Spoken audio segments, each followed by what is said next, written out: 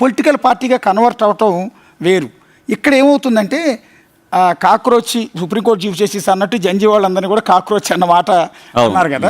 సరే కాక్రోచ్లే అనుకుందాం. తెలుగు ఆయన కూడా అన్నది ఏంటంటే నకిలీ డిగ్రీలు పట్టుకుని వచ్చి అయ్యా ఆర్టీ పిటిషన్లు వేసి పారాసైట్స్ లా తయారైన వాళ్ళని అన్నాను అని అన్నారు. కాక్రోచ్లే అనుకుందాం. పోనీ కాక్రోచ్ ఏం విషపు జంతువు కాదు, అదేమి హానికరమైన జంతువు కూడా కాదు. కానీ కాక్రోచ్తోని పోలుద్దాం. తెలుగు రాష్ట్రాల్లో కాక్రోచ్లు ఉన్నాయి కదా, ఎంత లేదన్నా మీకు మా పక్కన కూడా ఉంది ఒక కాక్రోచ్. సో నేనేమంటానంటే ఈ కాక్రోచ్ల దృష్టిలో అభిజిత్ దీప్కే కాదు లీడర్. ఇక్కడ తెలంగాణలో చూద్దాం. తెలంగాణ కాక్రోచ్లందరికీ హీరో ఎవరు అంటే కేటీఆర్. తెలంగాణ కాక్రోచ్లందరికీ హీరో ఎవరంటే రేవంత్ రెడ్డి. తెలంగాణ కాక్రోచ్లందరికీ హీరో ఎవరంటే బీజేపీలో ఉన్న ఎవరో లీడర్ ఉంటారు. పొలిటికల్ ఈక్వేషన్స్ ఉంటాయి, కులాల ఈక్వేషన్స్ ఉంటాయి.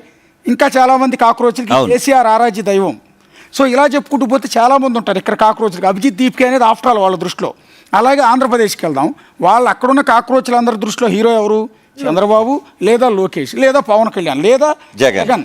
ఇలా చెప్పుకుంటూ పోతే ఒక వాళ్ళ లిస్టులో అభిజిత్ దీప్కే అనేది ఆఫ్టర్ ఆల్ వాళ్ళు ఆల్రెడీ ఫిక్స్ అయిపోయి ఉన్నారు. ఇక్కడున్న జంజీ అంతా రేపొద్దున నేను ఎన్నికల్లో పోటీ చేయాలంటే టీడీపీ నుంచో, జనసేన నుంచో, బీజేపీ నుంచో, వైఎస్ఆర్ కాంగ్రెస్ పార్టీ నుంచి పోటీ చేస్తాను, లేదా బీఆర్ఎస్ నుంచో, కాంగ్రెస్ నుంచో, బీజేపీ నుంచో పోటీ చేస్తాను ఫిక్స్ అయిపోయారు. కాక్రోచ్ పార్టీ ఒక తెలంగాణలో ఒకవేళ వచ్చి పోటీలో దిగిన ఈ జంజీ అంతా ఆ పార్టీ వైపు వెళ్ళరు.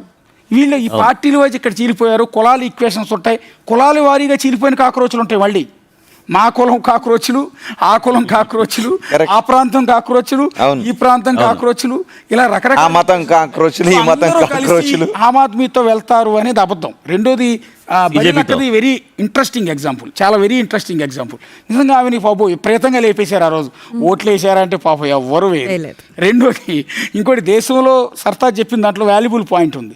దేశంలో ఇండియా కూటమికి బీజేపీ ఎన్డీఏ కూటమికి మధ్య బోరు కొట్టింది జనాలందరికీ. ఆల్టర్నేటివ్ లేక వెళ్ళడం వాళ్ళు ఎన్నుకుంటున్నారు తప్ప ఆల్టర్నేటివ్ వస్తే ఖచ్చితంగా ఎన్నుకుంటారు. అందుకని ఆమ్ ఆద్మీ పార్టీ లాంటి పుట్టిన 3 సార్లు ఢిల్లీ నుంచి గెలిపించారు. కానీ చివరికి అవినీతికి వ్యతిరేకంగా పుట్టిన పార్టీ చివరికి అవినీతి ముద్ర వేసుకుని ఓడిపోయింది. కానీ ఆమ్ ఆద్మీ పార్టీ కనుక పుంజుకుంటే దేశంలో ఆల్టర్నేటివ్ అవుతున్నారు. కానీ ఆమె ఆమ్ ఆద్మీ పార్టీని ఢిల్లీకి పరిమితం చేశారు. పక్కన ఉన్న పంజాబ్లో అటు కాంగ్రెస్ బీజేపీ రెండూ ఫెయిల్ అయినాయి కాబట్టి అక్కడ గెలిపించారు తప్ప అదే ఆమ్ ఆద్మీ తెలంగాణలో పోటీ చేసింది, అదే ఆమ్ ఆద్మీ ఆంధ్రాలో పోటీ చేసింది. ఒక పాయింట్ డిపాజిట్లు వచ్చినాయా? ఇక్కడ ఒక పాయింట్ అంటే అదే కేంద్రంలో బీజేపీ కాంగ్రెస్ రెండే ఉన్నాయి.